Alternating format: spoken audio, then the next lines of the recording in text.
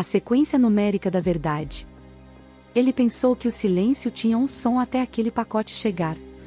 Agora, o silêncio era apenas a ausência de uma resposta que ele precisava desesperadamente encontrar. Caio Ribeiro vivia uma vida construída sobre a previsibilidade dos algoritmos que ele tanto amava decifrar em seu trabalho como analista de dados. Seu apartamento no 22º andar de um gigante de concreto e vidro, no coração pulsante de São Paulo, era um santuário de ordem e minimalismo. Cada objeto tinha seu lugar, cada rotina seu tempo exato. A desordem era um conceito alienígena, uma falha no sistema que ele se orgulhava de manter imaculado. Até aquela terça-feira, quando o porteiro interfonou sobre uma encomenda sem remetente. A caixa de papelão pardo, deixada sobre sua mesa de jantar de vidro, parecia uma anomalia, um corpo estranho no tecido estéril de sua existência. Dentro dela, envolto em um pedaço de veludo puído, estava um medalhão de prata enegrecido pelo tempo. Era pesado e frio ao toque, com arabescos gastos que mal se podiam distinguir. Não havia bilhete, nenhuma pista. Apenas o objeto. A curiosidade inicial logo deu lugar a uma obsessão fria e metódica. Ele passou horas examinando o medalhão sob a luz de sua luminária de mesa, fotografando-o de todos os ângulos, ampliando as imagens em seu monitor de alta definição. A peça não abria.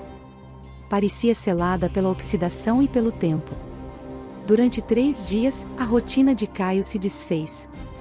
O trabalho foi esquecido, as refeições ignoradas. O mundo exterior, com seus ruídos e demandas, se tornou um zumbido distante. Seu foco estava inteiramente naquele pequeno disco de metal. Na noite do 3º dia, enquanto tentava forçar a abertura com uma espátula fina, a peça cedeu com um clique quase inaudível. Dentro não havia o retrato de um rosto amado ou uma mecha de cabelo, como ele imaginara. Havia um minúsculo rolo de papel amarelado e quebradiço. Com a precisão de um cirurgião, ele o desenrolou usando pinças.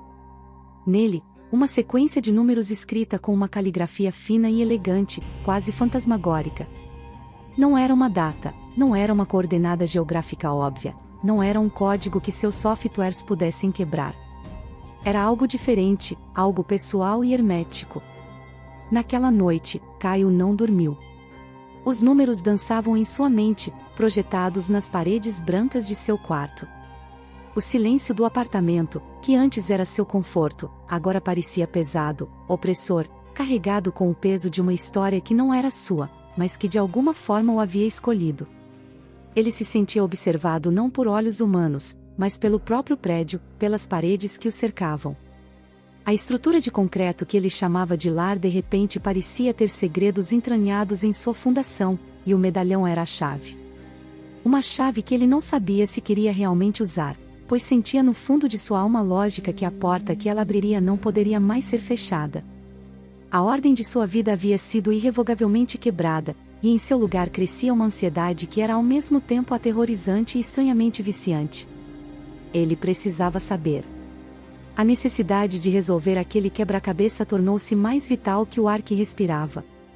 Ele olhou pela janela para as luzes da cidade que se estendiam até o infinito e pela primeira vez não viu uma metrópole de oportunidades, mas um labirinto de histórias esquecidas, onde a sua agora começava a se entrelaçar com a de um fantasma desconhecido. O medalhão em sua mão parecia esquentar, como se a urgência de seu antigo dono estivesse sendo transferida para ele através do tempo. A busca havia começado, e Caio sentia que ela o levaria para as profundezas de algo muito maior e mais antigo que as paredes de seu apartamento. Ele estava mergulhando em um mistério que o mudaria para sempre. A segurança de sua vida programada era agora uma memória distante, substituída pela vertigem do desconhecido. Ele estava sozinho com um código e a sensação crescente de que não era o único que conhecia sua existência.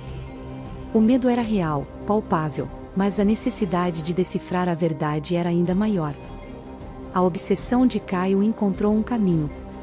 Os números não eram um código criptográfico, mas um sistema de arquivamento. Uma relíquia de uma era pré-digital. Depois de semanas de pesquisa infrutífera em bancos de dados online e noites mal dormidas alimentadas por cafeína e paranoia, ele teve uma epifania.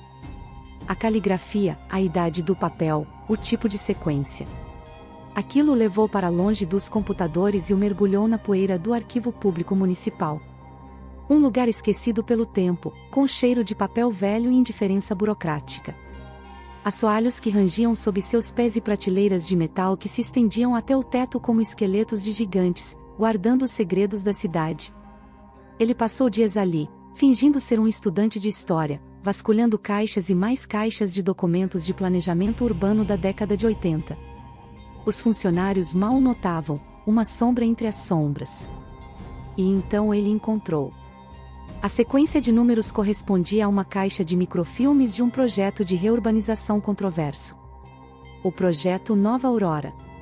Um plano ambicioso para revitalizar uma área industrial decadente da cidade, a mesma área onde seu moderno e luxuoso prédio se erguia agora.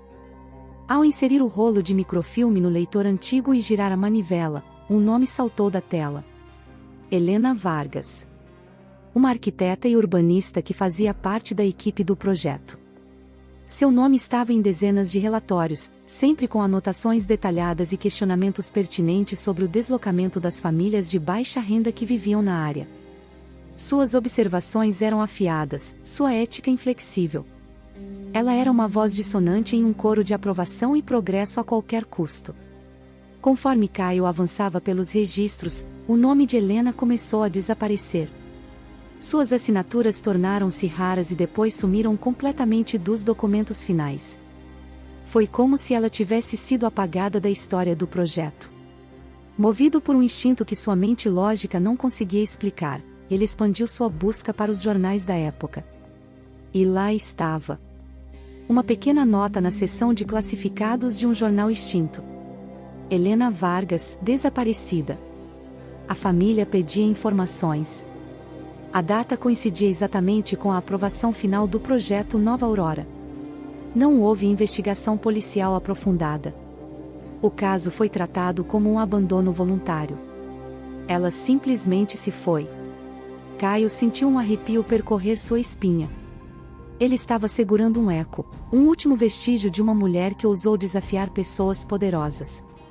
O medalhão não era um presente, era um pedido de socorro enviado através do tempo. A paranoia, que antes era um sussurro em sua mente, agora gritava. Cada rangido no arquivo parecia um passo se aproximando. Cada sombra no canto do olho parecia uma figura observando. Ele não estava mais apenas resolvendo um quebra-cabeça, estava desenterrando um crime. O apartamento, que antes parecia cúmplice, agora se sentia como uma armadilha construída sobre a injustiça e o silêncio forçado. Ele entendeu que o medalhão não chegou a ele por acaso. Alguém sabia que ele morava ali. Alguém queria que a história de Helena fosse descoberta. Mas quem? E por que agora? Ao sair do arquivo naquele final de tarde, o ar da cidade nunca pareceu tão pesado. Os arranha-céus, que antes simbolizavam o sucesso, agora pareciam lápides gigantescas. Ele voltou para seu apartamento, mas não o via mais como seu lar. Era a cena de um crime, um monumento à ganância que engoliu a vida de uma mulher. Ele segurou o medalhão na mão. Agora ele entendia seu peso. Não era apenas prata e tempo, era o peso de uma vida interrompida, de uma verdade enterrada sob toneladas de concreto e esquecimento. A busca por respostas havia se tornado uma obrigação moral. Ele precisava dar uma voz a Helena, mesmo que isso significasse destruir a paz frágil que ele um dia chamou de vida. O medo ainda estava lá, mas agora estava misturado com um novo sentimento. Determinação. Ele não iria parar. Ele iria até o fim daquele caminho, não importando o quão sombrio e perigoso ele se tornasse. A peça final do quebra-cabeça não estava em um arquivo público, mas escondida à vista de todos. A sequência numérica do medalhão não era apenas um número de processo, era também a chave para um cofre de aluguel em um banco antigo no centro da cidade, um daqueles que ainda operavam com chaves físicas e registros em papel. O nome no contrato era um pseudônimo, mas a assinatura era inconfundivelmente a de Helena Vargas. Caio não sabia como, mas um antigo cúmplice de Helena, um funcionário do banco já idoso e atormentado pela culpa, reconheceu a história nos jornais que Caio indiretamente provocara com sua investigação e facilitou seu acesso. Dentro do cofre de metal frio e impessoal, havia apenas um diário de capa de couro preto. As páginas estavam repletas da mesma caligrafia elegante do medalhão. Era o testemunho de Helena. Ela não apenas havia descoberto a corrupção no projeto Nova Aurora, ela havia reunido provas. Documentos que implicavam o poderoso construtor do projeto em subornos, extorsão e até mesmo intimidação violenta. O construtor, um homem cujo nome ainda era sinônimo de poder e influência na cidade, a ameaçou diretamente. Sabendo que sua vida estava em perigo, Helena orquestrou seu próprio desaparecimento. Ela criou uma nova identidade e fugiu do país, deixando para trás o diário e o medalhão como uma apólice de seguro, uma bomba relógio para ser encontrada por alguém no futuro. O medalhão foi enviado a Caio décadas depois pelo mesmo funcionário do banco, que finalmente reuniu coragem para agir após a morte do construtor por causas naturais. Ele escolheu um morador aleatório do prédio, símbolo daquela injustiça. Ele escolheu Caio. Com o diário em mãos, Caio sentiu o peso do mundo em seus ombros. Ele poderia entregar tudo à polícia e se envolver em um escândalo perigoso ou poderia simplesmente esquecer. Mas a imagem de Helena, sua coragem silenciosa, não o abandonava. Ele não era um herói, era apenas um analista de dados que gostava de ordem. Mas a verdadeira ordem não era a ausência de caos, era a presença da justiça. Naquela noite, ele digitalizou cada página do diário. Criou um arquivo anônimo e o enviou para um coletivo de jornalismo investigativo independente, conhecido por sua tenacidade. Ele não pediu crédito, não pediu nada em troca. Apenas anexou uma única frase: a verdade precisa de uma voz. Semanas depois, a história explodiu. O escândalo póstumo abalou as fundações da elite da cidade. Investigações foram reabertas, legados foram manchados. O nome de Helena Vargas foi finalmente limpo, e sua história contada. Caio assistiu a tudo de longe. Ninguém nunca soube de seu envolvimento. Ele vendeu o apartamento no 22º andar. O lugar, que um dia foi seu santuário de ordem, agora era apenas um lembrete de um silêncio que ele ajudou a quebrar. Com o dinheiro, ele comprou uma pequena casa no interior, perto das montanhas, onde o único som que quebrava o silêncio era o do vento nas árvores. Ele não trabalhava mais com algoritmos. Ele começou a trabalhar com madeira, construindo móveis com as próprias mãos, sentindo a textura real e imperfeita da vida. Certa manhã, ele estava em sua varanda, olhando para o vale verdejante abaixo. Ele pegou o medalhão de prata que guardara e, sem hesitar, o arremessou com toda a sua força em direção ao rio que corria lá embaixo. O pequeno disco de metal brilhou sob o sol antes de desaparecer na água. Caio não sentiu perda, sentiu alívio. Ele havia resolvido o enigma e no processo, encontrou a si mesmo.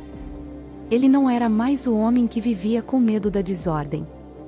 Ele havia abraçado o caos e encontrado um propósito. Ele respirou fundo o ar puro da manhã e pela primeira vez em anos, sentiu uma paz genuína. O silêncio que agora o habitava não era de ausência, mas de plenitude. Era o silêncio de um final feliz.